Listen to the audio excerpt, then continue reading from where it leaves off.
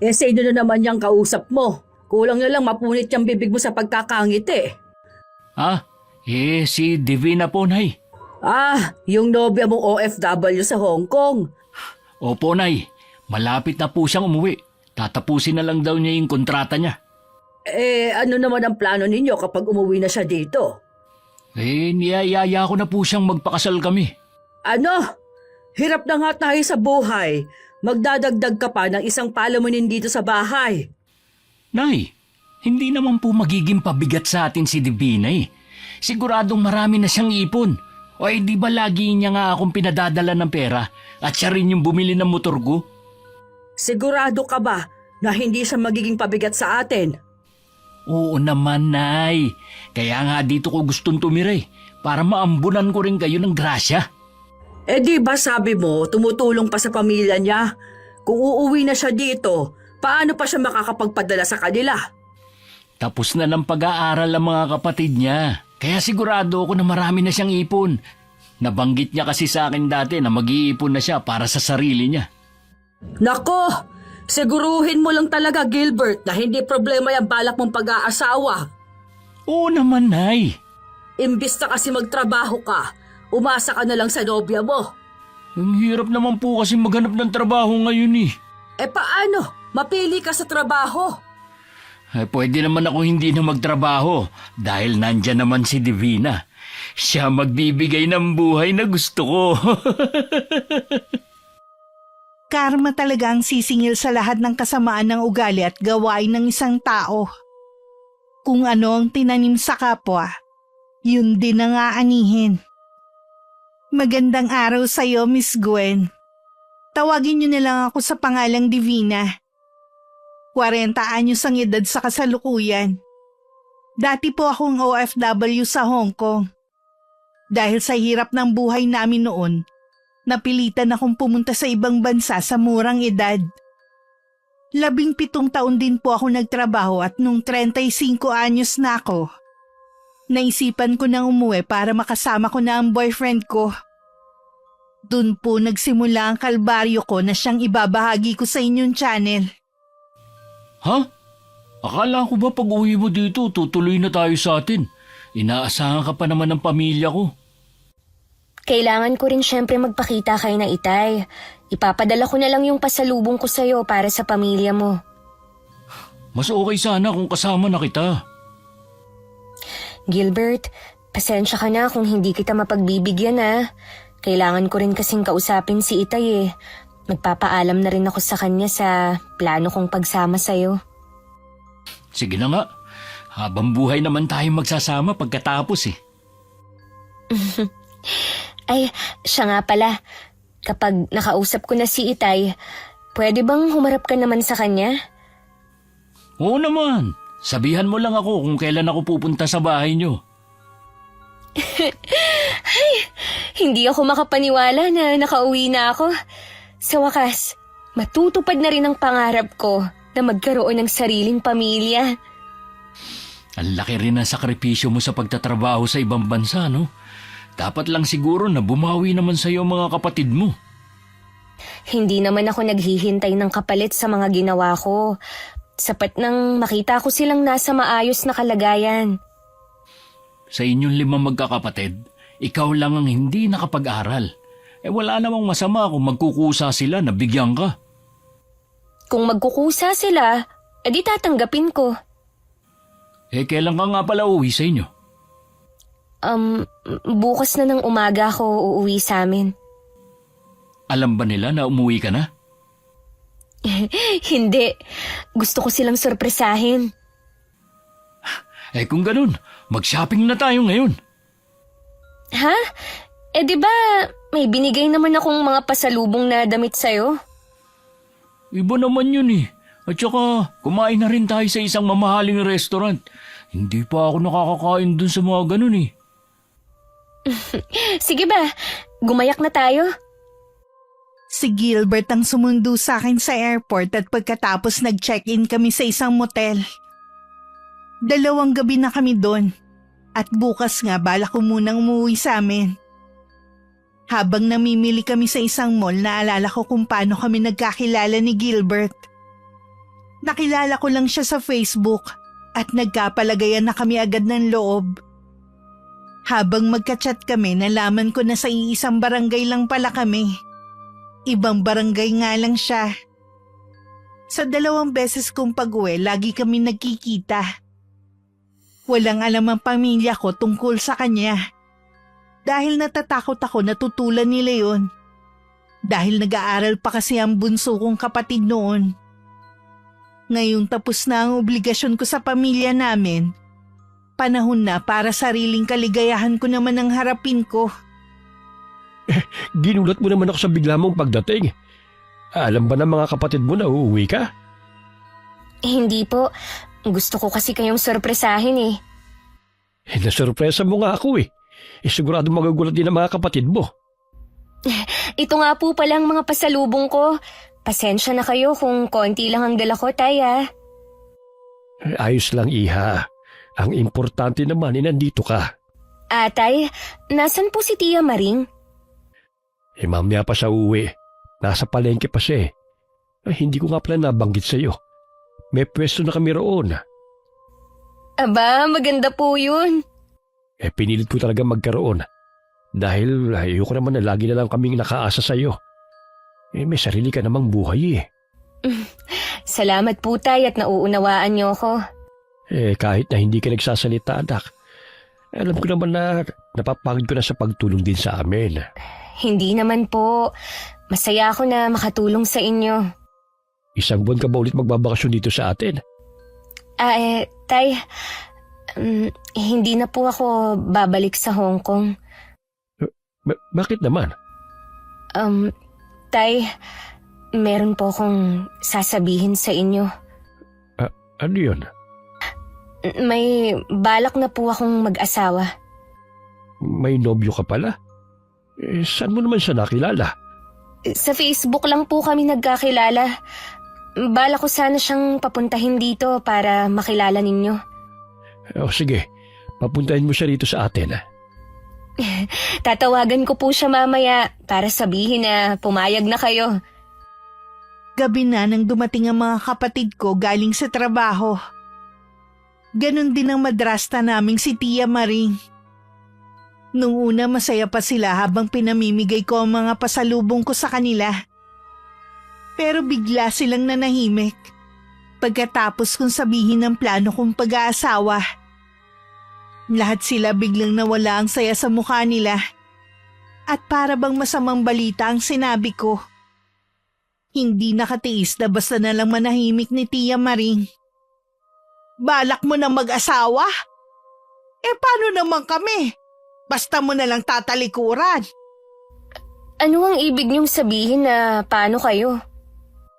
Matanda na ang tatay mo. Hindi mo pa nga naipapagawa tong bahay natin eh. Hayaan niyo na lang na ang mga kapatid ko ang magpagawa ng bahay na ito. Tutal, nagawa ko naman silang pagtapusin ng pag-aaral eh. Bakit ba kasi kung kailan 35 ka na, tsaka mo naman naisip na mag-asawa pa?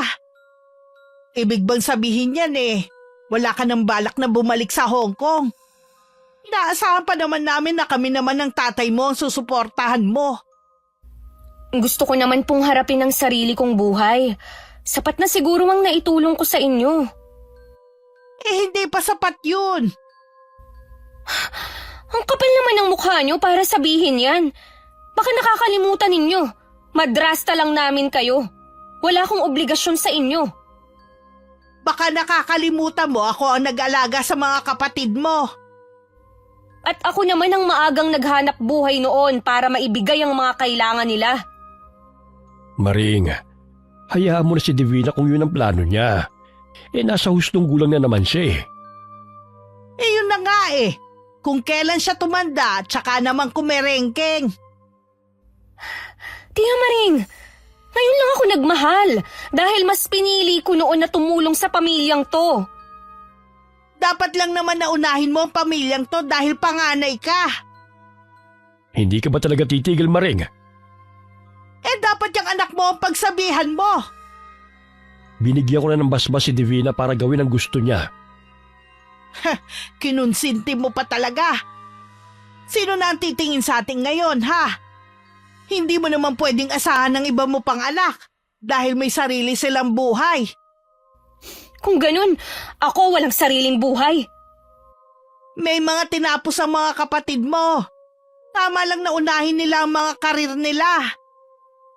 Puro na lang ba sila ang mahalaga, ha? Paano naman ako? Ang sarili kong kaligayahan, baliwala lang ba yun sa inyo? Maring, huwag ka na magsalita ng kahit na ano kung ayaw mo mag-away tayong dalawa. Oo na, bahala na nga kayong mag-ama. Makaalis na nga muna. Nagpasensya mo na lamang tiyahin mo, anak.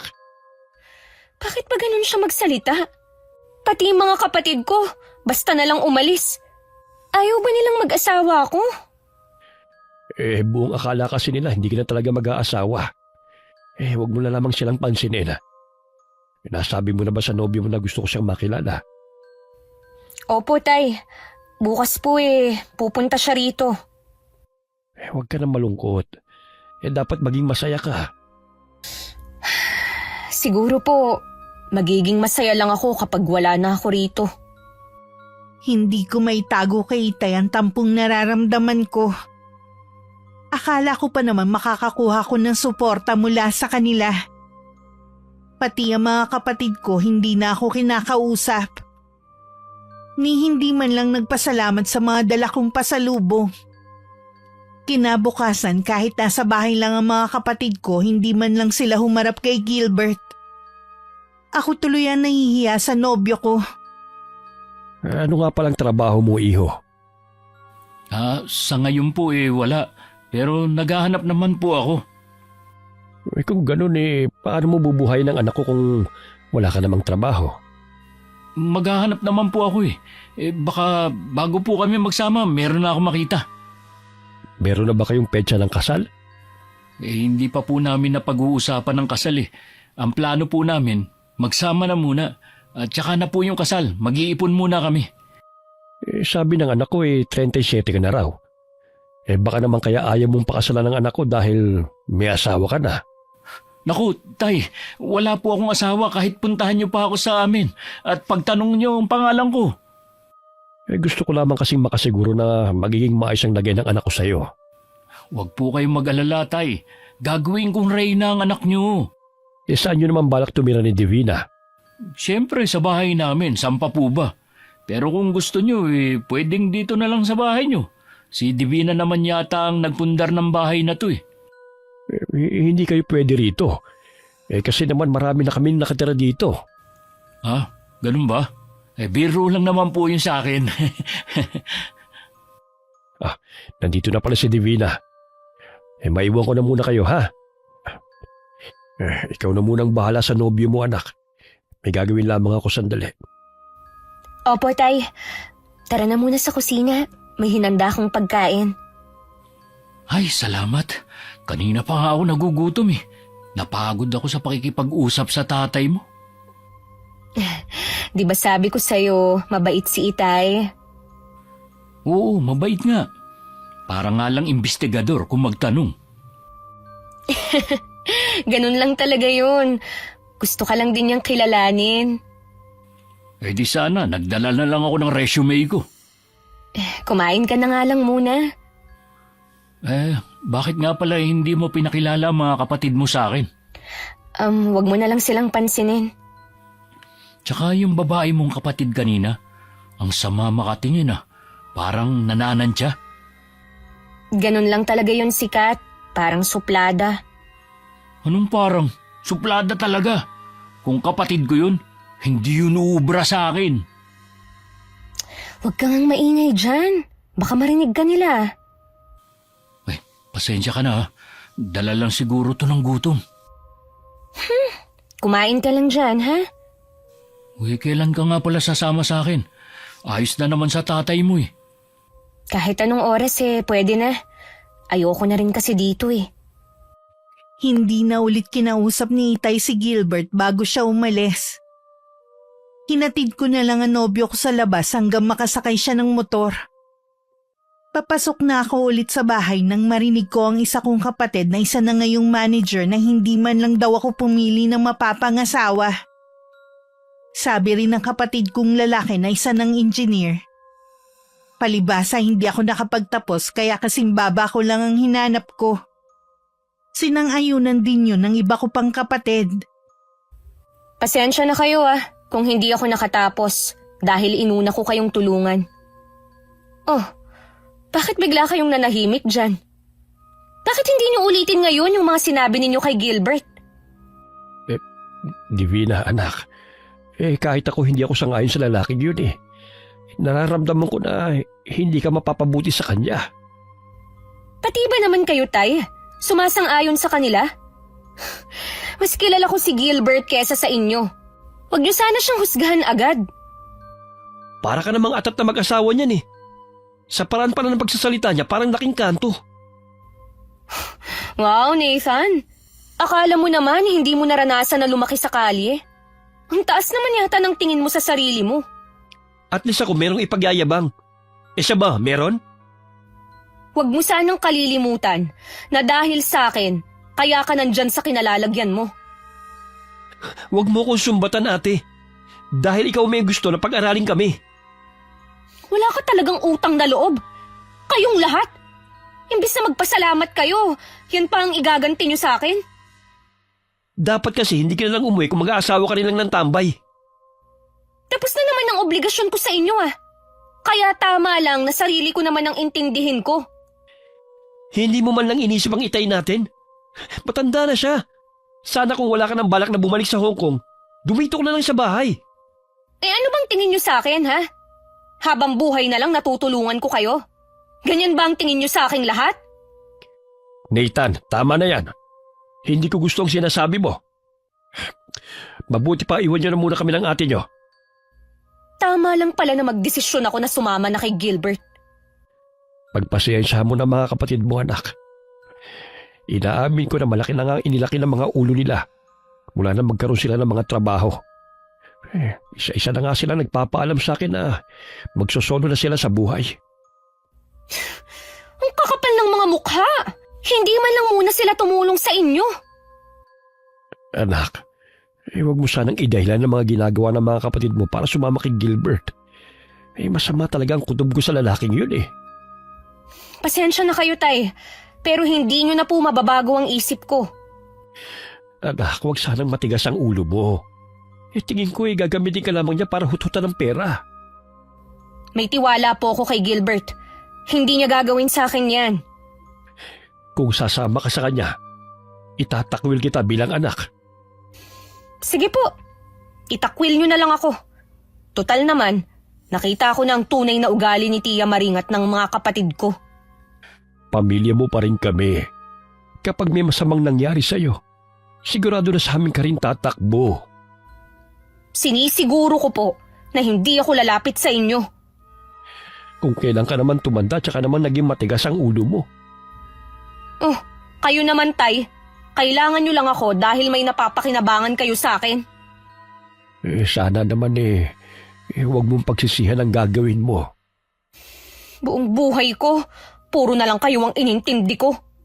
Ngayon lang ako magiging masaya. Sana naman, wag lang mga kapatid ko ang suportahan ninyo.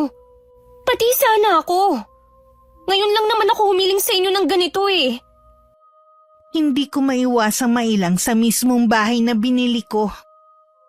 Luma na nga talaga ito at kailangan na rin pinturahan ng bago. Matagal nang nakatapos at nakapagtrabaho ang sumunod sa akin na si Lynn pero hindi man lang naisip na ipaayos ang bahay namin. Samantalang nakikita ko sa Facebook niya na kung saan-saan siya nakakarating. Halos nalibot na niya ang buong Pilipinas. Samantalang ako sa ibang bansa noon, dun lang ako sa 4 na sulok ng apartment ng amo ko. Hindi rin ako sumasabay sa kanila sa pagkain. Sa isang iglap para akong naging estranghero sa sarili kong pamilya. Naiiyak na lang ako ng mga oras na yon. Habang naririnig ko na nagtatawanan ng mga kapatid ko. Hindi ka na ba talaga papipigil? Hindi na po, Tay. Kaya nga po inaayos ko na ang mga gamit ko Bukas po susunduin na ako ni Gilbert dito. Kinausap ko ang mga kapatid mo. Kung hindi ka nila kayang irespeto, mabuti pa ngayon pa lamang bumukod na sila. Wala pa naman po silang sariling pamilya. Hindi naman siguro kalabisan kung hihingi kayo sa kanila ng suporta. Hindi ko na po kasi magagawa yan ngayon eh. Ayoko silang obligahin. Bahala silang magkusang magbigay. Iba na kasi mag-isip ang mga kabataan ngayon. Ayokong isipin na nasayang lang ang pagsasakripisyo ko. Hindi na sayang ang ginawa mo. Dahil naipakita mo na mabuti kang anak at kapatid. Kung ganun, bakit parang hindi po sapat ang mga nagawa ko? Bakit ganun ang mga kapatid ko at si Tia Maring? Ipinagsabihan ko na rin ang tiyahin mo. Nakikiusap ako sa iyo. Huwag ka na munang sumama kay Gilbert. Siguro, gusto nyo ring bumalik ako sa Hong Kong. Anak, hindi yun ang dahilan ko. Ano ba kasi nakita mo sa lalaking yun at gano'n na lamang ang pagkahumaling mo sa kanya? Mahal ko po siya, Tay. Kahit hindi kami nagkikita, siya yung lagi kong kausap kapag malungkot ako, kapag may sakit ako sa ibang bansa. Gusto ko man kasing tumawag sa inyo ng mga kapatid ko. Lagi naman kayong busy. Naaalala nyo lang ako kapag may kailangan kayo. Patawarin mo ako, anak. Alam ko na malaki ang pagkukulang ko sa iyo. Tapos naman na po yun. Kalimutan na lang natin. Sige. Papayagan na kitang sumama kay Gilbert. Pero hayaan mo na dalawin kita ron. Pwede ba? Oo naman po. Wala namang magiging problema kay Gilbert. Anak, patawarin mo rin sana ako kung ikaw ang umako ng mga obligasyon ko sa mga kapatid mo. Gaya ng sabi ng kapatid ko, ginusto ko naman po yun. Hindi ko lang inaasahan na tataas ang tingin ng mga kapatid ko sa sarili nila. Matatauhan din naman ngayon. Tay, wag na po kayong malungkot. Dadalawin ko naman kayo rito eh. Kararating mo lang kasi dito sa atin eh. Aalis ka na naman. Aalis man po ako, hindi para magtrabaho sa ibang bansa, kundi sasama sa taong mahal ko. Kahit tagasama ako ng loob ng Tia Maring mo, pwede ka bang magpaalam sa kanya bago ka umalis bukas? Oo naman po. May respeto pa rin po ako sa kanya. Salamat, anak. Kinabukasan kahit ilang gabi na akong walang tulog, maaga pa rin akong gumising. Sinabi ko rin kay Gilbert na maaga na lang niya akong sunduin dito sa bahay namin. Maayos naman ako nagpaalam kay Tia Maring. Tanging-tango lang ang naging tugon niya. Noon pa hindi na ako naging malapit sa kanya di gaya ng mga kapatid ko. 1 taon pa lang kasi sila nung nagsasama ni Itay nung pumunta ako sa ibang bansa. Nang dumating si Gilbert, masinsinan muna siyang kinausap ni Itay. Hinayaan ko na lang muna sila. Ikaw na sana ang bahala sa anak ko. Huwag mo siyang pababayaan, ha? Oo naman po, Tay. Makakaasa kayo sa akin. Mahal ko ang anak ko at ayoko maging hadlang sa kaligayahan niya. Kaya pumayag na rin ako sumama sa sayo. Ganyan naman talaga ang mga magulang eh. Gagawin kung anong magpapasaya sa mga anak. Dadalawin ko rin sa inyo para malaman ang kalagayan niya. Sana naman sa pagpunta ko may trabaho ka na. Huwag kayong mag-alala. Naghahanap na ako. Mabuti naman. Gusto ko rin makilala ang pamilya mo. Naku, abala ma ngayon sa trabaho. Lalo na si Inay. Baka hindi kayo maharap nun. Hindi naman siguro kalabisan kung maglalaan sila ng oras para makaharap ko sila. Sasabihin ko po sa kanila. Tay, tapos na po ba kayong mag-usap? Tapos na, anak. Mag-iingat kayo sa biyahe, ha? Motor pa naman ang gamit nyo. Opo, Tay. Mag-iingat din kayo rito, ah. Aalis na po kami, Tay. Madilim ang langit. Baka mamaya abutan tayo ng ulan. Buti pumasok na sa loob ang Itay mo. Akin na yung gamit mo. Lalagay ko dito sa likuran. May sinabi ba sa'yo si Itay? Wala yatang tiwala sa akin ng tatay mo eh. Pagpasensyahan mo na lang, ah. Nag-aalala lang naman siya sa akin eh. Gusto pa niyang pumunta sa bahay namin. Wala naman akong nakikitang masama ron ah. Hindi kasi maganda ang bahay namin. Nahihiya lang ako. Hindi naman tumitingin sa bahay si Itay, kundi sa mga taong nakatira dito.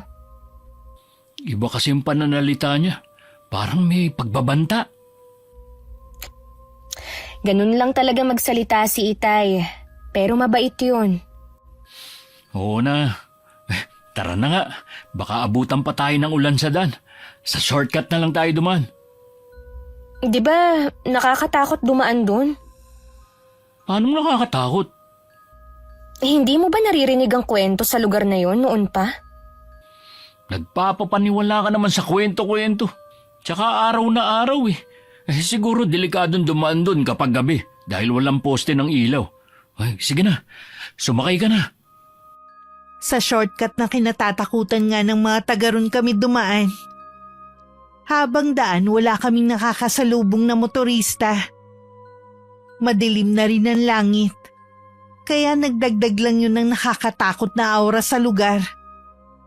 Panay dasal ko sa isip na sana makalabas na kami doon. Pumikit na lang ako at mahigpit na yumakap kay Gilbert. Nakahinga lang ako ng maluwag nang makarating na kami sa kanila. Doon na rin nagsimula ang pagpatak ng ulan. Wala pa rin ng mga oras na yun ang mga magulang ni Gilbert. Kanina ba habang nasa shortcut tayo, wala ka ba naramdaman na kakaiba? Anong ibig mong sabihin? Bigla kasing bumigat yung motor kanina eh. Kaya bumagal ang takbo natin. Akala ko naman, sinadya mong bagalan dahil sa malubak yung daan. Nagsimula lang yun sa lugar kung saan ang sinasabi nilang nasunog na kubo. Gilbert, sa tingin mo kaya may kababalaghan na nangyari sa atin kanina? Hindi ko alam eh. Baka guni-guni ko lang yun. Totoo kaya ang kwento sa lugar na yun? Yung tungkol sa mangkukulam na sinunog ng mga tao kasama ng kubo? Oo, na baka nandun pa ang kaluluwa niya. Hindi ko alam eh. Wala naman kasi magpatotoo. Kahit ang mga magulang ko, hindi rin nakakasiguro kung totoo nga ba ang kwento na yun o gawa-gawa lang. Ayoko na ulit dumaan dun. Ako rin. Ayoko na rin dumaan sa lugar na yun. Di bali nang mapalayo tayo ng daan. Ikaw naman kasi ang mapilit na mag-shortcut tayo eh. Malay ko ba naman na makakaramdaman ako ng kakaiba dun? Yun din kasi yung unang beses na dumaan ako sa lugar na yun eh. Malakas ang loob ko kasi kasama naman kita. Huwag na nga nating pag-usapan yan. Kinikilabutan ako eh. Mabuti pa nga. Anong oras kaya darating ang mga magulang mo?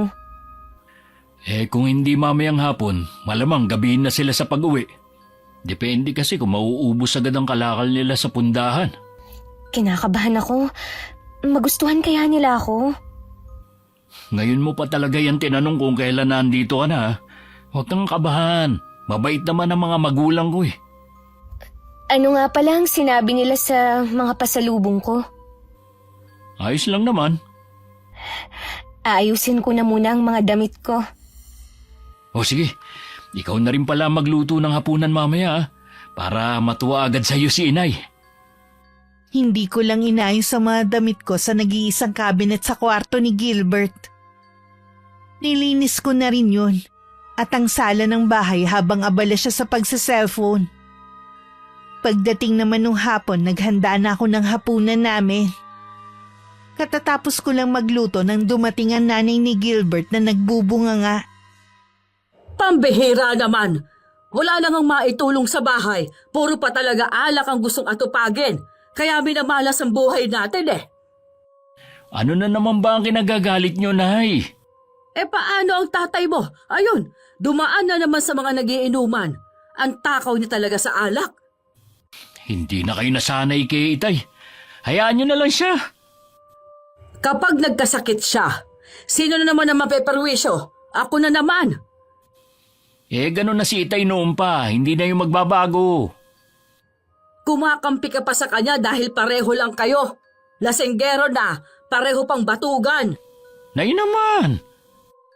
Bakit tinamaan ka? Dahil totoong sinasabi ko. Nay, kasama ko na nga po pala si Divina. Mahal, labas ka muna dyan sa kwarto. Nagdagdag ka pa talaga ng isa pang pabigat. Nandito na si inay. Magandang gabi po, Nay. Ikaw pala ang ikinukwento nitong anak ko. Opo, kumusta po kayo? Ito, hindi maganda ang buong maghapon. Pagod na nga sa paghahanap buhay. Konsumido pa sa asawa. Baka po gutom na kayo. Nakapagluto na ako ng hapunan. Mabuti naman at may pakinabang ka rin pala. Sige na, maghain ka na. Ay, sige po. Maganda naman pala ang nobya mo. Kaya lang, magkakaanak pa ba yan? Sabi mo'y 35 na. Oo naman. Tara na nga sa kusina. Marami ba siyang sinaing? Alam mo naman na kahit may kanya-kanya ng bahay ang mga kapatid mo, dito pa rin sila kumakain. Ay, hindi ko nasabi. Mamaya, sasabihin ko na magsayang ulit siya. Pambihira ka talaga. Araw-araw na nating ginagawa, nakakalimutan mo pa rin. Hindi naman kasi ako nagsaing. Anong niluto niyang ulam? Bumili siya ng manok kanina at inadobo niya. Talaga? Hay sa wakas, makakakain rin ng masarap na ulam. Nagsaing ulit ako pagkatapos naming maghapunan para sa mga kapatid at pamangkin ni Gilbert. Noon ko lang nalaman na kahit mga pamilyado na, umaasa pa rin kay Nanay Luisa ang mga yon. Dahil hindi permanente ang trabaho nila. Nakilala ko rin silang lahat ng gabing yun. Si Gilbert ang panganay sa 4 na magkakapatid na puro mga lalaki. Nasa 7 din ng mga bata na halos magkakasing edad na anak ng mga kapatid niya. Mabuti, ayos lang sa mga magulang mo na dito pa rin sila nakikikain. Wala rin naman sila magagawa eh. Hindi rin naman matiis ni inay ang mga apo niya. Kung sabagay, pero dapat, wag na muna nilang dagdagan ng mga anak nila. Wala naman palang permanenteng trabaho ang mga kapatid mo eh. Wala lang silang pakialaman. Nagmamalasakit lang naman ako eh. Wag mo. Problema na nila yun. Ayaw nilang maghanap ng matinong trabaho eh. Paano nga pala yan? Wala nang bigas sa lalagyan. Wala na tayong pangsaing bukas ng umaga. Baka naman meron ka dyang pera. Ikaw na muna ang bumili. Baka bungangaan na naman ako ni inay kung hihingi ako sa kanya. O sige, samahan mo ako sa palengke bukas.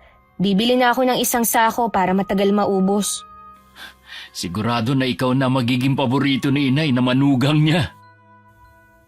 Pero kailangan mo pa rin makahanap na ng trabaho para tulungan tayo sa gastusin dito sa bahay. Oo na, naghahanap na nga ako ng trabaho eh. Huwag mo naman akong kulitin. Nagpapaalala lang naman ako sa'yo. Mahirap kasi kung mauubos ang ipon ko tapos wala ka pang trabaho. Tsaka gusto ko sanang bumukod tayo. Bakit pa tayo bubukod? Mga magulang ko lang naman ang nakatira dito sa bahay. Oo nga. Kaya lang, ang dami nating kumakain dito sa bahay niyo eh. Huwag mong sabihin na pinagdadamutan mo na agad ang pamilya ko. Hindi naman sa ganun.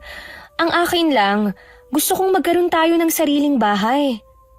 Mangyayari yan pero hindi muna sa ngayon. Tiis-tiis lang muna tayo, ha? O sige, hindi naman ako nagmamadali eh. Mabuti pa, matulog ka na. Aalis ka? Pupuntahan ko lang ang tropa ko. Huwag mo na ako hintayin, ha? Sandali lang. Pambihira naman. Iniwan talaga niya ako sa unang gabi ko rito sa bahay nila. Nahiga na lang ako kahit hindi pa ako dalawin ng antok. Hinintay ko pa rin ang pag-uwi ni Gilbert. Pero maghahating gabi na wala pa rin siya. Hanggang sa nakatulog na ako. Tilaok na manok ang nagpagising sa akin. Paglingon ko katabi ko na si Gilbert at amoy alak siya. Bumangon na lang ako at pumunta sa kusina. Nakapagpainit na ako ng tubig nang makita kong wala ng asukal at kape. Samantalang kabibili ko lang kahapon. Napilitan na lang akong bumili sa tindahan ng nasa pack lang. Nagkakape at kumakain ako ng tinapay ng magising na si Nanay Luisa. Anong almusal natin? Bumili po ako ng pandesal at kape. Hindi ka ba nagsaing? Aba, papasok ang mga apo ko sa eskwelahan. Wala na po kasing bigas sa lalagyan eh. Eh di sana, bumili ka na lang muna sa tindahan. Ano ang babaunin ng mga apo ko niyan? Maya-maya nandito na sila. Pasensya na po, hindi ko alam. Wala naman po kasing nababanggit si Gilbert eh. Tapos ang kaunti pa ng pandesal na binili mo. Alam mong marami tayo eh. Ano ba yan, Nay? Bakit ang aga-agang ingay-ingay naman nyo? Eh paano itong si Divina? Hindi man lang bumili ng bigas para may masaing. Tapos ang kaunti pa ng pandesal na binili. Hoy, pupunta naman kami ng palengke mamaya para bumili ng bigas eh. Sa tindahan na muna kayo bumili. Akin ang pambili. Ha? Ay, Divina, bigyan mo muna ng pera si Inay. Ay, ito po ang pera, Nay. Imbis na nakapagluto na sana kanina eh. Maya-maya nandito na ang mga bata. Dapat pala, nakabili na ng bigas kagabi. Para pa namang Armalite ang bunganga ni Inay. Ang ingay. Gilbert, kailangan ba pati pagkain ng mga pamangkin mo? Ako ang sasagot? Ngayon lang naman eh. Wala sigurong kita si Inay kahapon. Alam ko kasi nagbabayad pa siya ng utang. Nag-almusal ka na para makapunta na tayo sa palengke. Ay, mabuti pa nga. Hindi na rin naman ako makakatulog. Ito na ang kape mo. Oh, bakit parang naiiyak ka dyan? Hindi lang siguro ako sanay na pinagsasalitaan ng ganun. Masyado ka naman sensitive, para yun lang eh. Masasanay ka rin kay Inay. Para nga magkasundo kayo, sundin mo na lang siya. Ano pa nga bang ginagawa ko? Ganito talaga kapag may asawa na. Kailangan mo makisama sa pamilya ko. Ganon din ako sa pamilya mo. Hindi pa lang siguro ako sanay sa ganitong buhay. Oh, nandyan na si Inay. Pakitulungan mo na lang siya sa pagluluto ha. Ako na rin na nagsaing at tagluto ng ulam na babaunin ng mga pamangkin ni Gilbert. Ako na rin na nag-asikaso sa almusal nila. Dahil si Nanay Luisa pumasok na ulit sa kwarto nila. Tanghali na nang makaalis kami papuntang palengke. Marami rin na napamili ko ng araw na yon. Sa palagay ko naman tatagal na yun ng 2 linggo sa amin. Nasaan si Divina? Nasa likod, nasa may poso, naglalaban ng damit namin. Sa susunod, ipasama mo na ang mga damit namin ng tatay mo para isahang paglalaban na lang. O sige, sasabihin ko po sa kanya. Hulog talaga ng langit ang asawa mo. Araw-araw laging masarap ang ulam natin. Kaya dapat maging mabait kayo sa kanya. Mas may pakinabang naman siya kaysa sa iba niyong manugang eh. Oo na. Tsaka, bilib din naman ako sa lakas niya. Sanay na sanay sa gawaing bahay eh. Parang hindi napapagod. Ang tagal niya kasi naging DH eh. Baka nga kahit tulog, kumikilo siya. Kailan ba siya ulit babalik sa Hong Kong? Ayaw na nga niyang bumalik eh. Ano? Paano kapag naubos na ang ipon niya? Huwag mong sabihin na ako ang aako sa kanya. Dapat kumbinsihin mo siya na magtrabaho ulit sa Hong Kong. Kukumbinsihin ko naman talaga siya para kapag nandun na siya ulit, sa akin na siya magpapadala. Lahat tayo makikinabang sa pera niya. Ang galing mo talaga, anak. Tama ka nga sa sinabi mo. Si Divina ang mag-aahon sa atin sa hirap. Kaya nga, bakit pa ako magtatrabaho kung meron namang gagawa nung para sa akin? Kapag nagkataon, hindi ko na kailangan magtinda sa pundahan. Mararanasan ko na rin ang maginhawang buhay. May papaayos na rin natin tong bahay na to. Oo nga. Kung hindi pa ito maipagagawa, sigurado na kapag dumating ang bagyo, wasak ito. Konting tiis na lang, Nay. Matutupad din ang mga pangarap natin. Maiba ako, anak. Magkano pa kaya ang pera ni Divina? Ha? Hindi ko po alam eh. Ang importante, kapag humihingi ako, meron siya na ibibigay sa akin. Gusto ko sanang bilhan ng mga damit at laruan ng mga pamangkin mo. Hingan mo naman ako sa kanya. O sige, Nay. Hihingi ako sa kanya mamaya. Sigurado na matutuwa ang mga apo ko nito. Hindi man lang kasi mabilhan ng mga magulang ng bagong damit eh. Anong pambibili nila? Mga wala namang regular na trabaho yun. Mga nagsipag-asawa pa kasi hindi naman pala kayang bumuhay ng pamilya. Ayaw kasi nilang gumaya sa akin Madiskarte sa buhay. Turuan mo kasi ang mga kapatid mo ng tamang diskarte sa buhay. Pagkatapos ko magsampay, nagluto naman ako ng tanghalian namin. Naisip ko wala rin pinagkaiba ang ginagawa ko dito sa Hong Kong. Pati kasi ang pag-aasikaso sa mga pamangkin ni Gilbert, ako na rin ang gumagawa. Sinabi ko na lang sa sarili ko na ganun talaga ang nakikisama. 3 buwan na rin ako sa kanila nang dumalaw si Itay. Mangiyak-ngiyak pa nga ako na sinalubong siya. Tay, akala ko po hindi na ninyo ako dadalawin eh. Hinihintay nga rin kitang dalawin mo ako Pasensya na po kayo, Tay ah. Marami lang akong ginagawa. Tsaka naiilang na rin akong bumalik sa bahay ninyo. Anak, bahay mo yun. Nakalimutan mo na ba na ikaw nagpagawa nun? Para po sa inyo yun. Ito na ang bahay ko. Uy, ikaw lang yata mag-isa rito. Opo, nasa kabilang bayan po kasi si Gilbert kasama ng mga magulang para po kumuha ng kalakal. Siya nga pala, ikakasal lang kapatid mong si Lina. Gusto niyang pumunta ka. Baka naman po kayo lang ang may gusto na pumunta ako. Kung iimbitahin niya ako, sana siya mismo ang nagsabi sa akin. Paano kasi nahihiya siya sa'yo? Napag-isip-isip niya kasi na mali siya. Kailan po ba siya ikakasal? 3 buwan mula ngayon. Sana pumunta ka. Alang-alang sa kapatid mo. Opo, pupunta ako. Teka, parang pumayat ka yata ngayon. Medyo nanibago lang po kasi ako sa mga pagkain. Pero okay lang po ako. Anak, kapag may kailangan ka, huwag ka mahihiya magsabi ha. Nakausap ko na rin ang mga kapatid mo. Sabi nila, huwag ka na raw babalik sa Hong Kong kahit na ano pang mangyari. Sila na raw ang bahala sa'yo.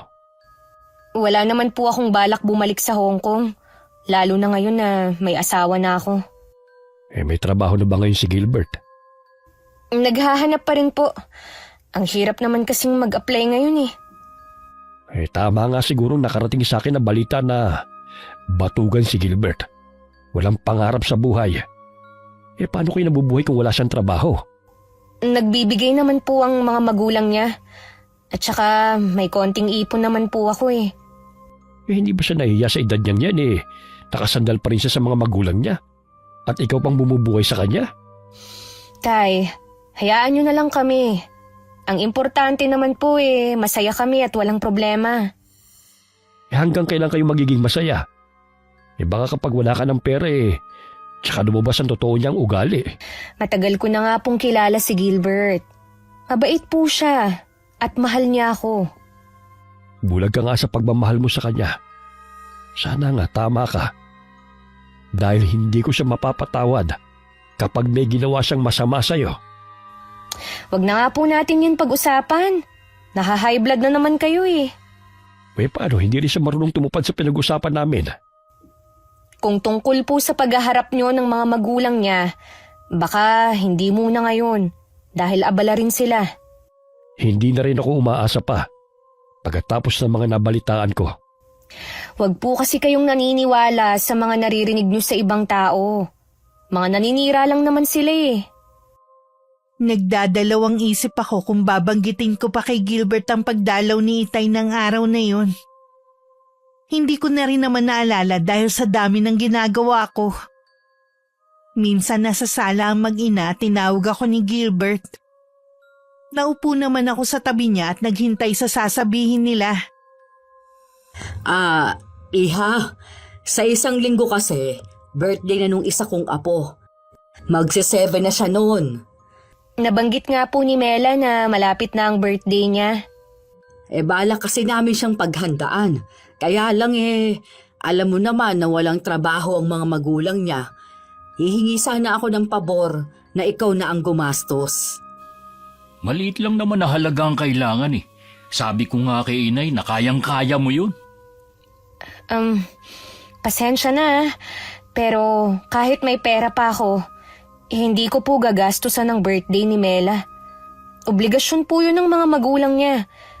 Kung wala po silang panghanda, wag na nilang ipilit. Ang damot mo naman! Bata naman ang paghahandaan, hindi na rin iba sa'yo si Mela. Napamahal na rin po sa akin ang lahat ng pamangkin ni Gilbert. Pero hindi naman tama na sa akin ninyo ipaako ang handa ng bata. May mga magulang naman po siya eh. Buti sana kung wala, maiintindihan ko pa. Kasasabi ko nga lang na walang trabaho, di ba? Mahirap bang intindihin yun? Kung hindi po nila kayang ibigay ang mga pangangailangan ng anak nila, sana po hindi sila bumuo ng pamilya. Aba, sino ka para mangaral ha? Buhay nila yon at labas ka na doon. Baka nakakalimutan mo, sampid ka lang naman dito. Kahit sampid lang po ako rito, nakikisama po ako sa inyo. Alam nyo yan. Isinusumbat mo ba ang mga nagastos mo sa bahay na ito ha? Gilbert, anong klaseng babae ba yung inuwi mo dito? Nakatungtong lang sa Hong Kong, akala mo kung sino na. Tama na nga, Divina. Nanay ko yan para sagot-sagutin mo ng ganyan. Bastos ka ba talaga? Ha? Ganyan ba talaga ang ugali mo? Hindi ko naman binabastos ang nanay mo eh. Tumigil ka na sabi! Bakit kailangan mo akong sampalin? Hindi lang yan ang aabutin mo kapag sumagot-sagot ka pa sa nanay ko. Pinahiya mo ako. Alam nila na may handa na magaganap. Bakit kasi kailangan mong mangako? Wala ka naman palang pera.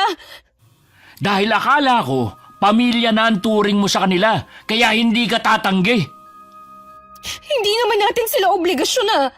Sana maisip mo na kung ano ang meron ako, pinaghirapan ko yun. Ang sabihin mo, madamot ka lang talaga. Madamot! Ang mabuti pa, pauwi mo ng babaeng yan sa kanila. Ayoko magkaroon ng manugang na kasing bastos niya. Maawa naman po kayo sa akin. Gilbert! Huwag mo nga akong hawakan. Lalo mo lang pinapainit ang ulo ko. Nang sumunod na araw, naungkat ulit ang tungkol sa birthday party ng pamangkin niya. Dahil nakainom, nasaktan na naman niya ako. Kung ano-ano rin masasakit na salita ang ibinato niya sa akin. Ilang araw bago ang mismong kaarawan ng pamangkin niya, napilitan na rin ako magbigay ng pera kahit labag sa loob ko. Para tumigil na si Nanay Luisa sa pagpaparinig at para magkaayos na rin kami ni Gilbert. Salamat nga pala, Iha, dahil pinagbigyan mo ang hiling ng apo ko. Sobrang saya niya, pati ang mga bisita. Wala po yun. Dapat masanay ka na, dapat inuuna ang pamilya kaysa sa sarili. Pera lang naman yan pwede pang kitain. Oo nga po. Huwag ka nga palang lalabas, baka makita ng mga bisita yung mga pasamo. Hindi mo man lang tinakpan ng make-up. Wala naman po kasi akong makeup eh. Kaya mo naman siguro ang mga gawain dito sa kusina. Kailangan rin kasi ako sa labas. Opo, kaya ko na po rito. Iha, sana naman huwag mong pasamain si Gilbert sa pamilya mo. Wag po kayong mag-alala. Hindi po ako magsusumbong sa kanila. Mabuti naman kung ganon. Sige, lalabas na muna ako para asikasuhin ng mga bisita. Sige po. Isinalang ko na lang ang huling lumpia para mailabas na yun. Ginawa yun ng mga hipag ni Gilbert kagabi. Kahit galing sa akin ng perang pinanghanda, hindi ako makakain. Siguro dahil napilitan lang ako na maglabas ng pera. Hanggang gabi nasa kusina lang ako dahil pagkatapos magluto, ako pa rin na nagligpit ng mga ginamit sa pagluluto. Wala nang mga batang bisita ng mga oras na yun. Mga matatanda na lang na nagiinuman. Kasama na si Gilbert at mga kaibigan niya. Pagkatapos ng mga gawain, nahiga na ako. At mabilis naman ako nakatulog dahil sa sobrang pagod. Anong gagawin natin, Gilbert? Lahat ng mga batang bisita kahapon, sumakit ang tiyan. Sigurado ba kayo na dahil sa handa kahapon ng dahilan? Yun ang sabi ng mga magulang. Sabi nila parang maasim na daw yung lumpia. Ang mga hipag mo naman ang nagbalot doon. Hindi ba nila pinalagay sa ref nung gabi? Hindi nga po yata. Mga tanga talaga kahit kailan. Paano kung singilin tayo ng mga magulang na na-ospital ang mga anak? Saan tayo kukuha ng pera? Hindi naman natin gusto yung nangyari. Ay, naku naman. Sumasakit tuloy ang ulo ko. Baka meron pa na itatabing pera si Divina. Kung sakaling may magreklamo, bayaran na lang natin. Palibasa kasi, masama sa loob ng asawa mong magbigay. Kaya ganitong nangyari. Siya talagang malas eh. Kayo kasi tong mapilit eh. Huwag mo na nga akong sisihin. Nangyari na naman eh. Hihintayin ko lang na bumangon si Divina. Puntahan nyo na lang ang mga apo nyo. Kanina pa sila namimilipit sa sakit ng tiyan. Baka kailangan din silang dalhin sa ospital. Hindi ko yata kakayanin na makita silang nahihirapan. Kayanin nyo. Wala namang ibang dadamay sa kanila kundi kayo. Sige na nga, pupuntahan ko na sila. Nang makaalis si Nanay Luisa, tsaka naman ako lumabas ng kwarto namin. Nagkunwari akong kagigising lang at tumuloy ako sa kusina para magtimpla ng kape. Sumunod naman sa akin si Gilbert. Napasarap yata ang tulog ko. Napagod kasi ako kahapon sa pagluluto tsaka sa pagliligpit. Wala ka bang katulong kahapon sa pagliligpit? Wala eh. Ako lang mag-isa. Abala kasi kayo sa birthday party eh. Pasensya ka na kung hindi na kita natulungan. Ayos lang. Hindi rin naman kasi ako makakalabas dahil sa mga pasa ko sa mukha. Patawarin mo sana ako kung nasaktan kita. Hindi ko naman sinasadya eh. Alam mo, Gilbert, kung sasaktan mo lang ako, mabuti pang maghiwalay na lang tayo. Nakikiusap ako sa'yo. Ayusin natin to. Patatawarin kita ngayon. Pero sa susunod, hindi na. Salamat, Divina. Huwag ka magalala. Hindi na yun mauulit. Habang nag-uusap kami ni Gilbert, humahangos naman na pumasok ang nanay niya. Umiiyak siya at takot na takot. Gilbert, hinihiram ng kapatid mo ang motor. Kailangang madala sa ospital ang pamangkin mo. Tumirik na kasi ang mata. Ano? Ay, teka lang. Kukunin ko yung susi. Ako na magbibigay. Ay, Diyos ko. Huwag niyo naman pong pabayaan ang apo ko. Ano raw ba ang nangyari? Mula pa kaninang umaga, walang tigil ang pagsakit ng tiyan ni Mela. At tapos kanina suka ng suka hanggang sa tumirik na lang ang mata. Kawawa naman. Huwag niyo po sanang mamasamain ang sasabihin ko ah. Pero kung hindi niyo po sana itinuloy ang paghahanda kahapon, hindi po sana ito mangyayari. Isang linggo rin na malagi sa ospital ang pamangkin ni Gilbert. Maraming gamot din ang kailangan bilhin. Gustuhin ko magbigay, tiniis ko na lang para malaman nila ang mga mali nilang ginawa. Ligtas na rin naman sa kapahamakan ng bata at yun ang mahalaga. Inaasahan ko na rin na lalapitan ako ni Gilbert at nanay niya para humingi ng tulong. Hindi katulad nung pilit nila akong hinihingan ng panghanda na sila pa ang matapang. Ngayon naman mukha silang kawawa. Baka meron ka pang pera, Divina. Ang dami pa kasing bibilhin na gamot eh. Pasensya na po kayo na eh.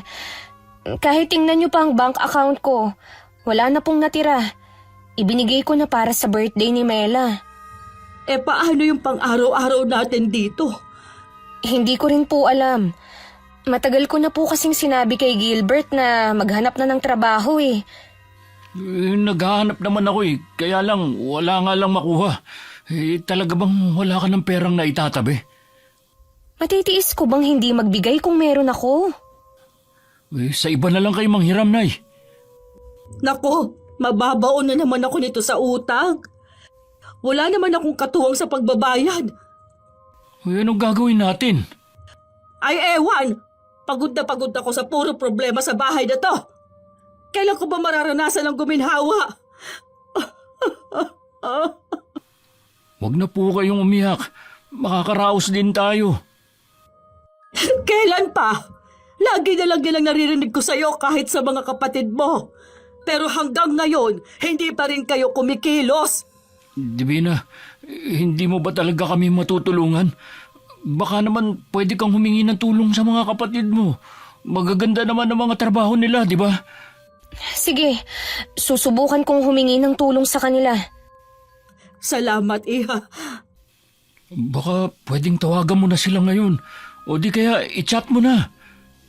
O sige, tapos tsaka ko ipapabasa sa inyo ang mga chat nila. Dahil alam kong abala ang mga kapatid ko, nag-chat lang ako sa kanila. Kalahating oras din bago sila sumagot. Halos iisa ang tugon nila. Hindi sila maglalabas ng pera kung sa pamilya lang ni Gilbert mapupunta.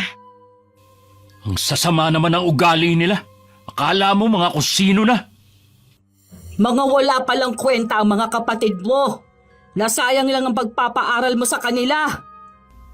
Mga kapatid ko pa rin po sila. Irespeto na lang po natin ang desisyon nila. Hayaan nyo na lang kasi na ang kapatid ko maghanap ng pera. Lagi na lang kasi kayong tagasalo eh. Pati naman ikaw kapag nagkakaproblema, tinutulungan ko. Kaya wala kang karapatan na utusan ako na pabayaan na lang ang kapatid mo. Kayo kasi gusto pa maghanda. Yan tuloy nangyari. Huwag na nga tayong magsisihan dito. Maiwan ko na po muna kayo. May gagawin pa kasi ako sa likod bahay. Talaga bang wala ng pera ang asawa mo? Wala na nga po dahil hindi nga niya naibigay ng buwang perang kailangan sa handaan. O paano yan? Wala na siyang silbi sa atin. Meron pa naman po. Kukumbinsihin ko siyang mag-abroad ulit. Malapit na ulit guminhawa ang buhay natin dahil kay Divina. Wala na akong balita kung nasolusyonan na ba nila ang problema. Dahil hindi naman ako nagtatanong. Ang isa pa sa napansin ko, maasikaso at malambing sa akin si Gilbert. Kinukutuban tuloy ako na meron na naman siyang kailangan. Pag-uwi ko nung hapon galing simbahan, nasa sala si Gilbert at halatang hinihintay ako. Ngingiti-ngiti pa siya sa akin. Mabuti naman, umuwi ka na. Kanina pa kita hinihintay eh. May sasabihin ka ba sa akin? Meron din kasi akong sasabihin na mahalaga sa'yo eh. Pero mauna ka na. Mukhang excited ka na eh. Meron kasing kakilala si nanay na recruiter. Marami na siyang napaalis dito. Pagkakataon mo na uli na makapag-abroad. Ano? Gusto mo kong umalis ulit para magtrabaho sa ibang bansa? Divina, mahirap ang buhay natin dito. Kung hindi ka alis, pare-pareho tayo magugutom dito. Bakit kasi hindi ka maghanap ng trabaho? Mahirap nga maghanap ng trabaho maliban sa maliit lang ang sahod. Kahit paano, doon sa ibang bansa, makakaipon ka. Pagod na ako magtrabaho sa ibang bansa. Kaya nga umuwi na ako rito eh. Alam nga naman na pare-pareho na lang tayong aasa dito sa mga magulang ko. Gilbert, ikaw dapat ang magtrabaho at hindi ako. Ikaw ang lalaki. Hindi ka ba nakakaintindi, ha? Wala nga akong mahanap na trabaho. Dahil hindi ka naman naghahanap eh. Puro ka lang naman tambay dito sa bahay, tsaka mga barkada. Akala mo ba hindi ko pa nahahalata na tamad ka lang talaga? Tamad na akong tamad. Sa ayaw kong magtrabaho eh. Oh, edi inamin mo rin. Hindi ka ba nangihinayang, ha? May recruiter na tutulong sa'yo. Ayoko nga sabi. Tsaka isa pa, hindi na rin ako makakapag-abroad. Babagsak din ako sa medical. Bakit? May sakit ka ba? Wala akong sakit. Buntis kasi ako. Ano? Oh, yan oh. Kung hindi ka naniniwala. Pumunta muna ako sa klinik bago tumuloy magsimba. May hinala na ako dahil ilang araw na akong nahihilo tsaka nagduduwal sa umaga. Oh, bakit parang hindi ka yata masaya? O baka mas magiging masaya ka kapag nagtrabaho ulit ako sa ibang bansa. Uy, hindi naman sa hindi ako masaya. Kaya lang, bakit ngayon pa? Paano natin bubuhayin ang anak natin? Simple lang. Pagtrabaho ka. Siguro nga, kailangan ko na magtrabaho. Dapat nga noon pa eh. Para may ipon na tayo. Siya nga pala. Maselan ako magbuntis. Siguro dahil may edad na ako. Hindi ako pwedeng gumawa ng mabibigat na bagay dito sa bahay. Ay, huwag kang mag-alala. Hindi mo muna kailangan gumawa dito sa bahay. Ako na lang ang bahala. Inalalayan pa ako ni Gilbert hanggang makapasok sa kwarto namin. Marami rin siyang tanong tungkol sa pagbubuntis ko at kung ano ang mga bilin ng doktor. Napangiti rin ako dahil alam kong totoong nag-aalala siya sa akin. Pinagpahinga na lang niya ako at siya na lang daw ang bahala sa paghahanda ng hapunan namin. Lumabas muna siya ng bahay at saka nagsindi ng sigarilyo. Dumating naman ang nanay niya na masaya. O ano, nakausap mo na ba si Divina? Oo, Nay. Mabuti naman. Nakausap ko rin kanina yung recruiter. Nabanggit ko kasi na nag-abroad na dati si Divina. Mabilis lang pala siya makakaalis. Baka nga 2 linggo lang. Hindi na pwede mag-abroad si Divina. Ha? Oy, bakit naman? Akala ko ba ikaw ang bahalang kumumbinsi sa kanya? Buntis si Divina eh. Ha? Bakit ngayon pa? Yun na nga eh. Pambihira ka naman kasi. Bakit mo binuntis? Alam mo naman ang plano natin eh. Hindi ka nag-iingat. Malay ko ba naman na mabubuntis pa siya sa edad niyang yun? Sayang naman kung hindi siya makakaalis. Siya na lang ang pag-asa natin para guminhawa. O anong gagawin ko? Buntis na siya. O ilang buwan na daw ba? 2 buwan pa lang daw. Dugo pa lang naman yun. Pwede pa yun ipatanggal. Painumin mo na lang siya ng gamot para malaglag. Baka hindi pumayag si Divina. Ano ba ang mas mahalaga sa'yo? Ang makaalis siya o ang magiging anak ninyo? Ang problema, hindi papayag si Divina. Nasa pamamahay natin siya. Dapat ikaw ang masunod. Mas lalo rin tayong mahihirapan kung itutuloy niya ang pagbubuntis niya. Wala kang ang trabaho eh. Oo, sige. Sasabihin ko sa kanya. Huwag mo lang sabihin sa kanya. Kundi yun kamo ang plano mo. Oo, tama naman ang sinabi niyo. Ngayon pa nga lang hirap na tayo. Magdadagdag pa. Pagod na nga ako sa katatrabaho eh. Kung hindi ninyo ako mabigyan ng kaginhawaan, hayaan mong si Divina ang magbigay nun sa akin. Hindi ko alam na makakatulog pala ako. Paggising ko, madilim na sa labas. Kumakalam na rin ang sikmura ko kaya bumangon na ako. Lumabas ako ng kwarto namin. Naabutan ko si Gilbert at nanay niya sa sala. Tutuloy na sana ako sa kusina nang tawagin ako ni Nanay Luisa. O Nay, may kailangan po ba kayo? Nabanggit kasi ni Gilbert sa akin na nagdadalang tao ka raw. Opo Nay, magkakaapo na ho kayo sa amin.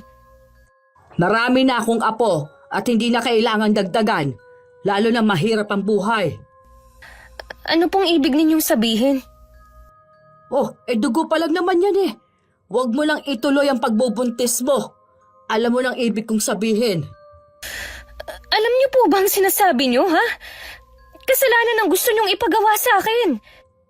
O saan ka kukuha ng panggastos mo sa panganganak mo, ha? Sa gatas at diaper, iaasa nyo na naman ba sa akin? Kaya nga po maghahanap ng trabaho si Gilbert para buhayin kami. Maliit lang ang sahod dito kumpara sa ibang bansa. Kaya niyo gustong mawala ang ipinagbubuntis ko. Dahil gusto niyong bumalik ako sa ibang bansa. O di ba galing ka na doon? Wala namang masama kung babalik ka. Wala na po akong balak bumalik doon. Kahit hindi pa ako buntis, hindi na ako babalik sa abroad para magtrabaho. Hindi ka rin talaga nag-iisip, ano? Ayaw mo bang guminhawa ang buhay mo? Baka ang ibig niyong sabihin, para guminhawa ang buhay niyo. Hindi po ako tanga para hindi malaman ang iniisip niyo. Gilbert, pagsabihan mo nga itong asawa mo. Kung asawa ng anak ninyo ang turing nyo sa akin, hindi nyo hihilingin na ipalaglag ang dinadala ko. Divina, makinig ka naman sa akin. Para din naman sa atin to eh. Mag-iipon ka lang doon at pagkatapos, saka natin itutuloy ang plano natin. Huwag mo nga akong inuuto. Hindi nyo ako makukumbinse kahit anong mangyari. Divina, ay, bumalik ka rito. Mag-usap muna tayo. Divina! Ang tigas ng ulo niya. Baka mamaya, bumalik siya sa pamilya niya. Hindi siya babalik doon. O paano yan, anak? Hindi na talaga siya makakapagtrabaho sa ibang bansa. Akong bahala. Kung kinakailangang akong magpainom sa kanya ng gamot, gagawin ko. Ilang araw na akong nauubusan ng pagkain. Hindi ko alam kung sinasadya ba yun ng mga kasama ko sa bahay. Napilitan na lang tuloy akong mangutang sa tindahan. Mabuti na lang mabait ang may-ari. Sinabi ko rin kasi na buntis ako at laging nagugutom. Isang araw umuwing lasing si Gilbert.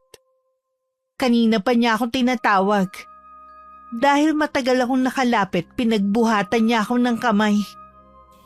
Wala ka na nga silbi. Ang kupad mo pang kumilos. Alam mo naman ang kalagayan ko eh. Wala akong pakialam kung buntis ka. Kung sasaktan mo lang ako, mabuti pang umuwi na ako sa pamilya ko. Ah, ganon ha? Halika nga rito. Bitiwan mo ang buhok ko! Ano ba? Nasasaktan ako! Pagkakataon mo na sanang makaalis, nabuntis ka ba? Gilbert, maawa ka naman sa akin! Kailangan mawala ang batang yan. Hindi ako papayag na hindi ka makakaalis. Mag-asawang sampal ang binigay sa akin ni Gilbert. Nang matumba ko, sinipa-sipa pa niya ako. Tinakpan ko ang tiyan ko para protektahan ng sanggol. Tinigilan lang niya ako nang hindi na ako makagalaw. Hanggat nandito ka sa pamamahay namin, susunod ka sa akin. Maawa ka naman! Anak mo rin to! Huwag ka sanang magpasulsul sa nanay mo! Ayaw mo kasi maging praktikal. Pwede naman tayong gumawa ulit pagbalik mo. Bakit hindi na lang ikaw ang magtrabaho sa ibang bansa? Para malaman mo kung gaano kahirap.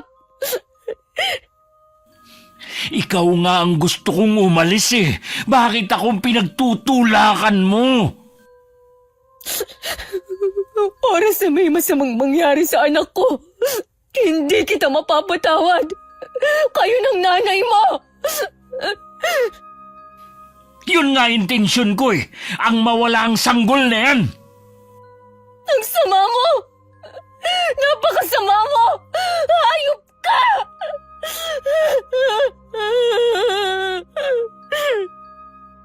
Dalawang araw na akong hindi lumalabas ng kwarto. Masakit din ang puson ko at balakang. Nararamdaman kong wala ng buhay ang nasa tiyan ko. Gusto ko sanang lumabas para humingi ng tulong pero nakabantay naman si Gilbert at nanay niya. Hindi ako makapaniwalang may mga taong kasing sama nila. Kinuha ko ang cellphone na tinatago ko. Akala ni Gilbert hindi ko pa to natutubos pero nakuha ko na matagal na. Talagang tinatago ko lang. Nagchat ako kay Itay na sunduin na niya ako dito at kailangan ko ng tulong. Tumawag din ako pero walang sumasagot. Ano na ang lagay ni Divina? Hindi siya nagsasalita eh. Namumutla na nga siya. Baka nakuna na siya. Hoy, di mabuti. Paano kung magmatigas pa rin siya na umalis kahit na wala na ang sanggol sa sinapupunan niya? Ay, kayo itong nagpupumilit na kailangang malaglag ang dinadala niya eh. Ang nasa isip ko lang kasi ang makaalis siya. Paano kung halimbawa nakaalis siya? Pero hindi naman niya tayo padalhan dahil sa galit siya. Oo nga no. Baka mamaya, pamilya lang niya makinabang. Palpak talaga ang plano natin. Pupuntahan ko lang si Divina. Naramdaman ko ang pagpasok ni Gilbert pero hindi ko siya tiningnan. Lumapit din siya at kinakausap ako pero hindi ako sumasagot. Hanggang sa lumabas na lang ulit siya. Anong nangyari? Hindi siya sumasagot eh. Tulala lang siya. Hindi rin niya kinain yung pagkain na dinala ko sa kanya. Kung dadalhin natin siya sa ospital, baka naman magsumbong siya na sinasaktan mo. Sigurado yun. Ayokong makulong, Nay. Hindi ka makukulong. Suyuin mo na lang ang asawa mo. Sabihin na hindi mo na siya pipilitin pang mag-abroad. Paano ko nga pala yun gagawin? Hindi nga siya nagsasalita. Bantayan mo na lang siya. Huwag kang aalis sa tabi niya. Magtatanong ako sa mga kapitbahay natin kung anong mabuting gawin. Sige, Nay. Nang maiwang mag-isa ang nanay ni Gilbert, hindi na niya maitago ang pag-aalala. Palakad-lakad din siya habang nag-iisip kung kanino lalapit para humingi ng tulong. Naisip niya ang asawa, pero wala namang kasing pakialam yun. Lumabas na lang siya para magpahangin. Hindi niya alam kung gaano siya katagal doon. Pero natigilan siya nang makita ang isang matandang lalaki na bumaba ng tricycle at naglakad palapit sa kinaroroonan niya. Parang pamilyar siya sa akin. Nandito ako para sunduin si Divina. Ha? Ikaw ba ang ama ni Divina? Nasaan ang anak ko? Nasa kwarto nila. Hindi kasi magandang lagay niya. Ilang araw na siyang may sakit. Iuwi ko na siya sa amin. Teka lang. Kasama niya ngayon si Gilbert at inaalagaan naman siya. Hindi mo na kailangang iuwi ang anak mo. Samahan mo na lamang ako sa kanya. Kung ayaw mong pati ikaw, ireklamo ko. Baka akala nyo hindi ko alam na minamaltrato ni Gilbert ang anak ko. Hindi totoo yan. Mahal na mahal ni Gilbert ang anak mo. Malalaman natin. Hoy! Huwag ka munang pumasok! Hintayin mo ako! Divina! Divina! Nandito na ako, anak! Tay, ano pong ginagawa niyo rito? Nasaan si Divina? Ha? Nandiyan ba siya sa loob? Nagpapahinga po siya, Tay. Huwag kayong pumasok. Divina, ano nangyari sa'yo? Tay, hayaan niyo akong magpaliwanag. Anong ginawa mo sa anak ko? Hayop ka! Tama talaga ako na hindi siya mapapabuti sa'yo!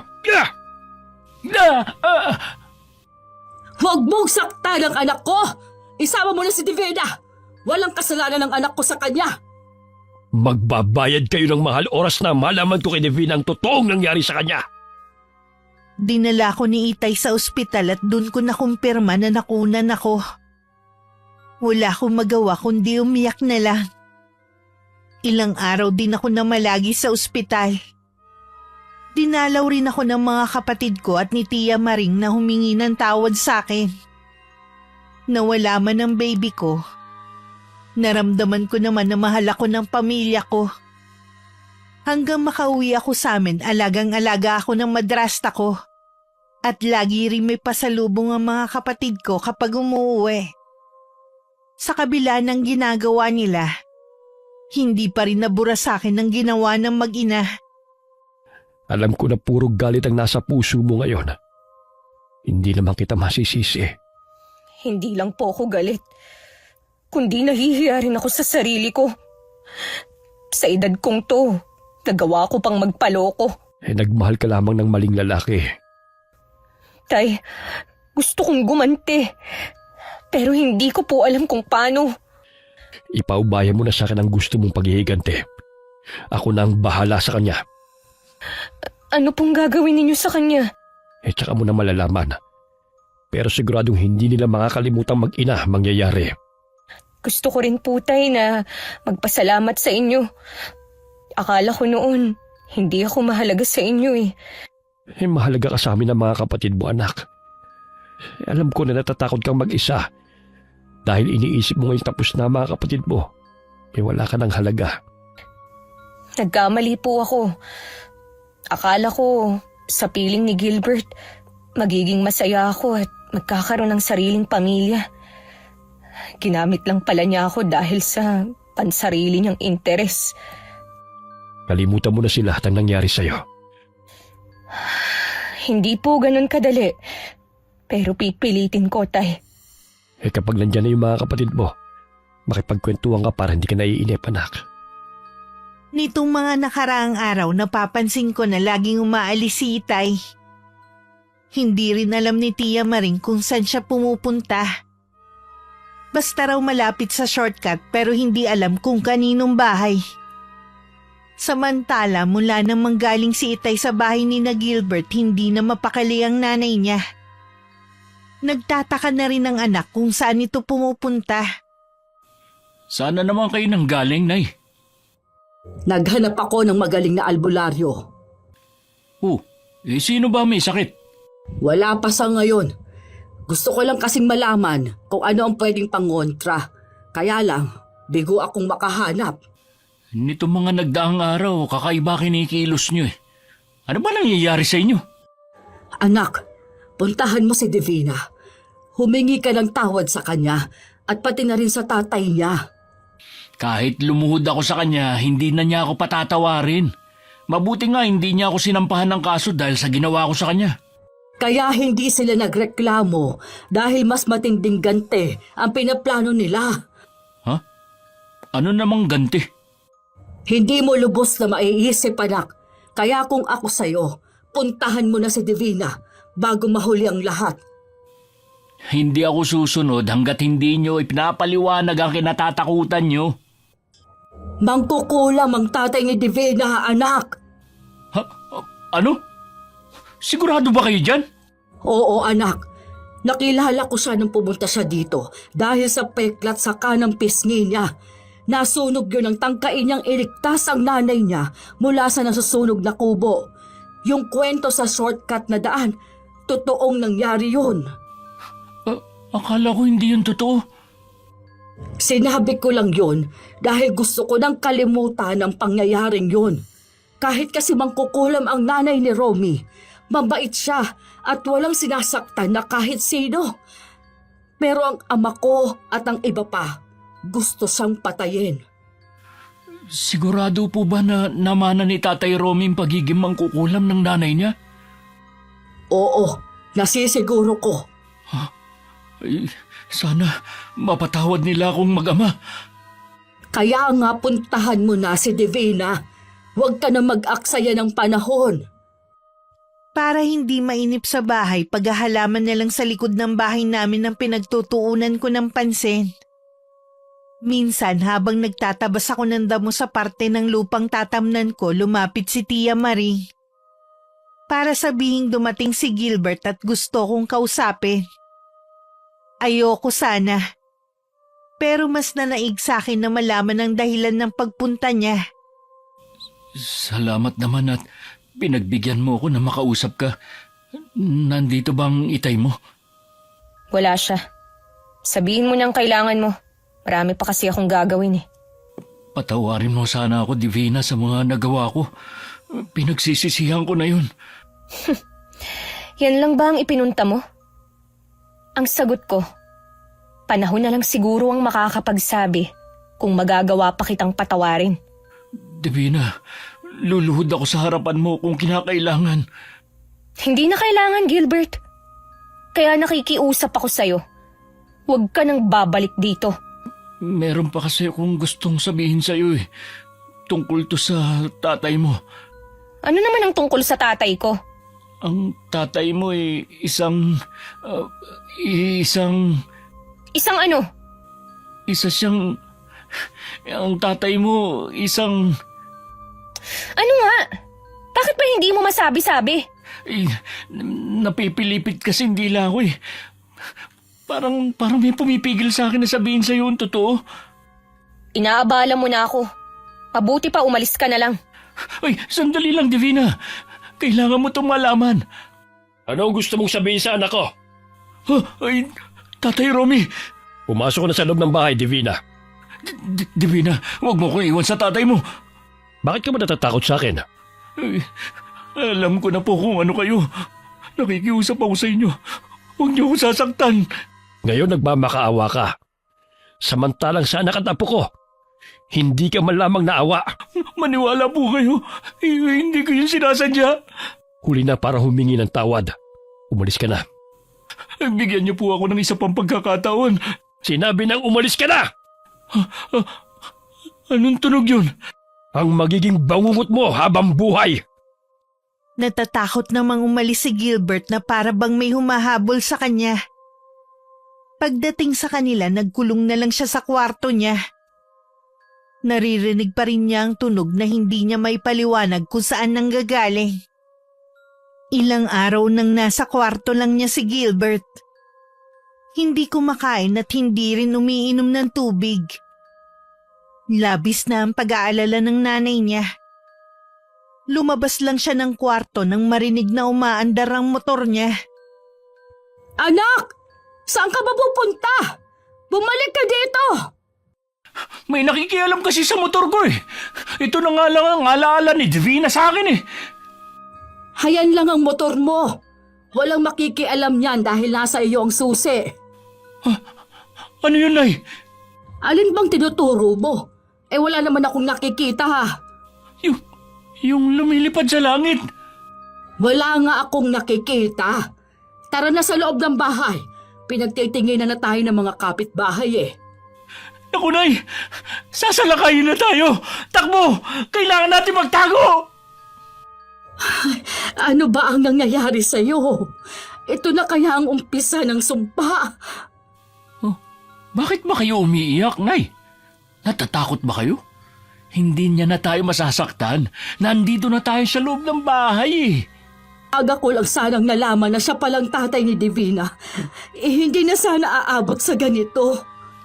Kilala niyo si Tatay Romy? Oo, anak. Malaki ang kasalanan ng lolo mo sa kanya at malaki rin ang nagawa mong kasalanan sa anak niya. Humingi na po ako ng tawad kay Divina, kaso ayaw niya akong patawarin. Malaki kasing naging kasalanan natin sa kanya.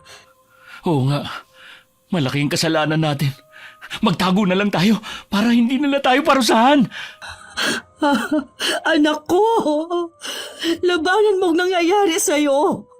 Matanda na kami ng tatay mo. Sino na lang ang mag-aalaga sa'yo kapag nawala kami? Kaya ko na pong alagaan ang sarili ko, Nay. Maghahanap ako ng pwedeng gumamot sa'yo. Hindi ako titigil hanggat hindi ka gumagaling. Nakahanap naman si Nanay Luisa ng albularyo pero hindi nito tuluyang mapagaling si Gilbert. Masyado raw malakas ang kapangyarihan ng kumukulam sa anak. Paminsan-minsan matinong kausap si Gilbert gaya ng mga oras na yon. Maayos siyang nakakausap ng nanay niya. Ilang beses akong bumalik kina Divina. Ayaw na talaga niya ako makita. Hayaan mo na lang siya, iho. Isipin mo na lang kung paano ka gagaling. Hindi na po ako gagaling, Nay. Magtiwala ka lang. May awa ang Diyos. Tignan niyo yung tiyan ko. Anong nangyari dyan? Bakit ka nagkasugat? Tuwing natutulog ako, nananaginip ako na kinakain ng mga insekto ang laman sa tiyan ko. Sa tingin ko, hindi lang yung basta panaginip. Wala na bang katapusan ng pagpaparusa sa'yo? Mabuti pang mamatay na lang ako kaysa ganito. Ayoko rin kasi kayong nakikitang nahihirapan. Parusa na rin ito sa akin. Hindi ako naging mabuting huwaran sa inyong magkakapatid. Nay, mahal na mahal ko kayo. Patawarin niyo ako kung hindi ko kayo nabigyan ng magandang buhay na pangarap niyo. Hindi na yun mahalaga sa akin. Ang gusto ko lang, gumaling ka, anak. Ayoko na ng ganitong buhay. Hindi ko kaya. Anak, kung ano man yung pinaplano mong gawin, huwag mong itutuloy. Maawa ka sa akin. Hirap na ako sa kalagayan ko, Nay. Hindi ko na kaya ang kahihiyan na nararanasan ko sa ibang tao. Huwag mo na lang silang pansinin. Totoo naman eh, nababaliw na ako. Dahil lang yun sa kulam, kaya ka parang nasisiraan ng bait. Mas naniniwala sila na karma daw to sa akin dahil sa ginawa ko kay Divina. Totoo naman, di ba? Pinagsisisihan mo na ang mga nagawa mo. Pero hindi sapat para patawarin nila ako. Ako ang kakausap kay Divina. Baka sakaling harapin niya ako. Mag-aaksaya lang kayo ng oras nyo. Ang mabuti pa, magpahinga ka na. Nanginginig ka na naman eh. Nandyan na naman kasi ang tunog na lagi ko naririnig eh.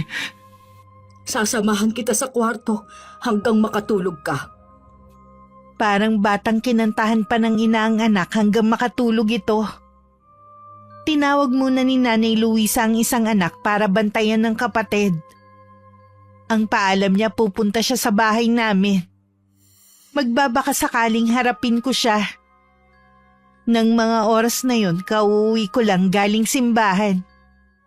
Naabutan ko si Nanay Luisa sa harap ng gate namin. Nay Luisa? Ano po ang ginagawa niyo rito?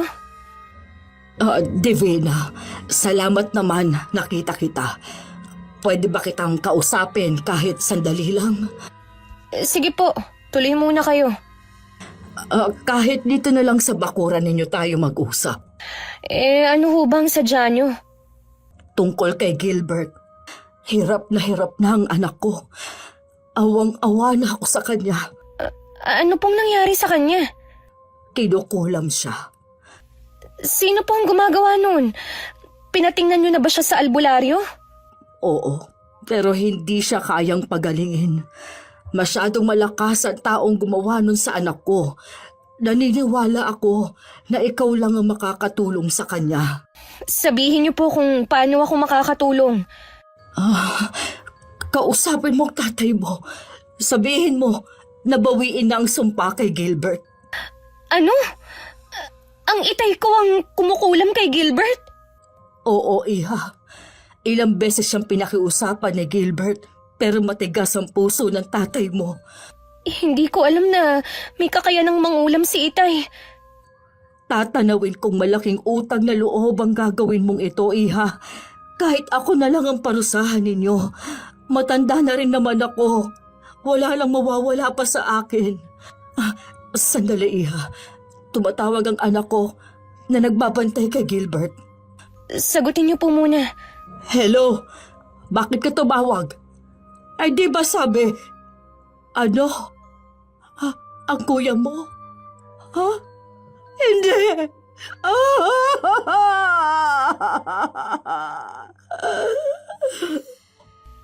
Ano pong nangyari? Si Gilbert, tumakas daw sakay ng motor niya. Sinundan nila hanggang sa may shortcut. Ibinangga daw ang motor sa puno. Gilbert! Gilbert, bakit mo ginawa yun? Bakit?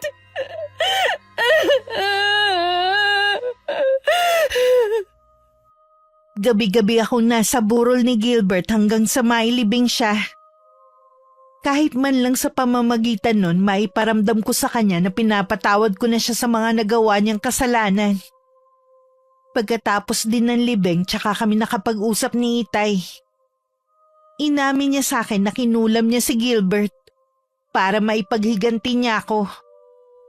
Patawarin mo ko, anak, kung nakadagdag pa ako sa bigat ng kalooban mo. Aaminin ko na mas masakit ang nangyaring pagkamatay ni Gilbert. Pero wala na ho tayong magagawa eh. Mas pinili niyang kitlin ang sarili niyang buhay. Parang ako na rin ang pumatay sa kanya. Maintindihan ko kung hindi mo ko mapapatawad, anak. Kahit ano pa ang nangyari, tatay ko pa rin po kayo. Pinatawad ko na kayo, kaya patawarin niyo na rin ang sarili niyo. Mangako din kayo na hindi na kayo ulit gagamit ng karunungang itim para makapanakit ng kapwa. Nangangako ako sa iyo. Hindi na ako ulit gagamit ng karunungang itim. Isasama ko na ito hanggang sa hukay ko. Salamat po, Tay. Mas pinili ninyo ang kabutihan. Alam ko naman na nadala lang kayo ng galit dahil sa nangyari sa akin. Kahit ilang taon na ang nakakalipas, meron pa rin kirot sa puso ko. Naiwan sa isip ko ang mga tanong. Paano kung pinatawad ko na lang si Gilbert? Paano kung hinarap ko na lang siya nung ilang beses na pumunta sa bahay namin? Pero ganun talaga. Laging nasa huli ang pagsisisi. Hindi man naging maganda ang buhay pag-ibig ko, marami rin naman ako natutunan. Laging magpatawad kahit gaano mang kasama ang ginawa sa atin ng isang tao na naging bahagi na ng buhay natin, lalo na kung nagsisisi naman siya. Baka kasi sa mga susunod na araw hindi na pala natin siya makakasama. Na isa pala yung pahiwatig na hanggang doon na lang siya. Maraming salamat po, Miss Gwen, sa pagbasa ng aking kwento. Sana may napulot na aral ang mga kapwa ko taga-subaybay. At nakapagbigay na rin ako ng inspirasyon sa mga kapwa ko OFW. Wakas,